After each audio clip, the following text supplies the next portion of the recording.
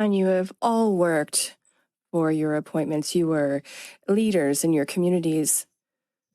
Keep those connections with your ridings. You keep listening to your constituents, and you make that a priority every step of the way.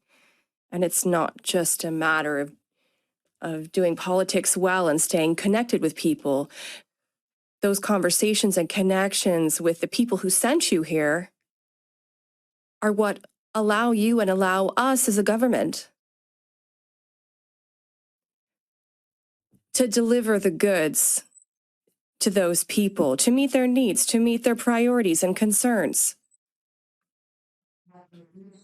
Like Canada, this team is so effective because of its differences, because of the perspectives we bring, not just from every corner of the country, but from a multitude of stories, of histories, of cultures, of languages, of identities. Who we are is our greatest strength. And that perhaps is why the Conservatives try to spend so much time breaking that down, highlighting that rigorous, robust conversation is somehow a weakness, that the only strength can be when everyone speaks like dear leader. That's not what built this country. That's certainly not what built this House of Commons.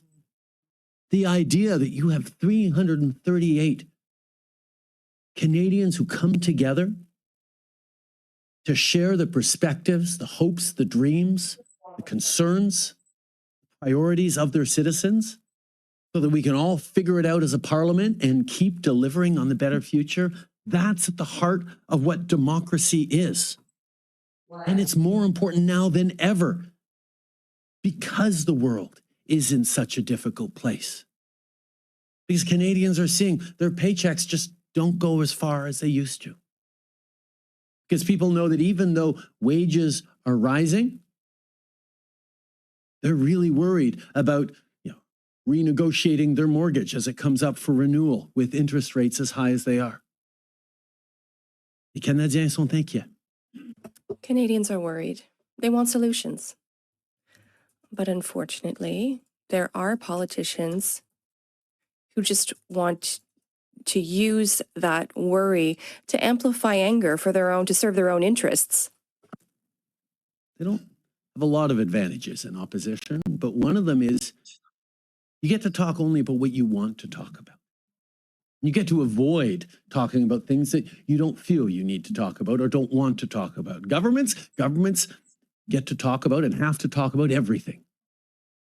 And that's right, because we're in charge of so much.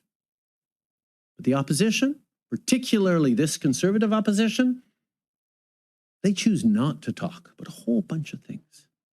They'll gladly not talk at all about Ukraine or about Russia. They'll yell about climate, but they won't talk about where global investors are looking for places to invest, to create jobs, to create opportunities, whether it be in St. Thomas, Ontario, whether it be in Saint-Hilaire, whether it be with Dow Chemical in Alberta, whether it be anywhere across the country where serious investments are coming in. Indeed, since 2015, we've seen foreign direct investment increase by over 60% in Canada because the world is looking at what Canada is doing.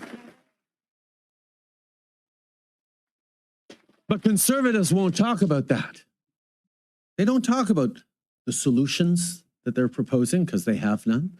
They don't talk about how they're going to solve the challenges that Canadians are facing. Mais nous, le travail qu'on fait.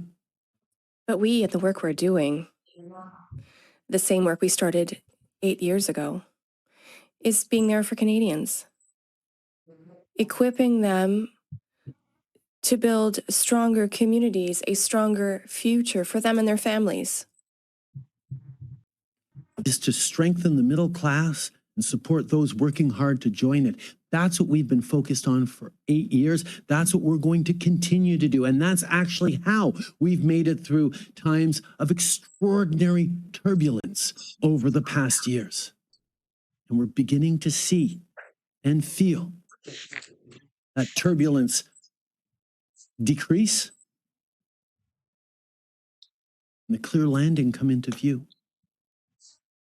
As we see the opportunities, global investment around our fight against climate change, for partnership with Indigenous peoples on big resource projects and including them in the economy, on equality and equity that's bringing more people into the workforce, creating paths to success, not just for jobs now, but for jobs for generations to come. That was a conversation I had with a number of third-generation steelworkers in Hamilton at Dofasco ArcelorMittal who were saying, I'm a third generation, but now because of this investment this government is making in transforming this steel mill to be ready for the future challenges, there are going to be a 7th and 8th generation of steel workers here in Hamilton.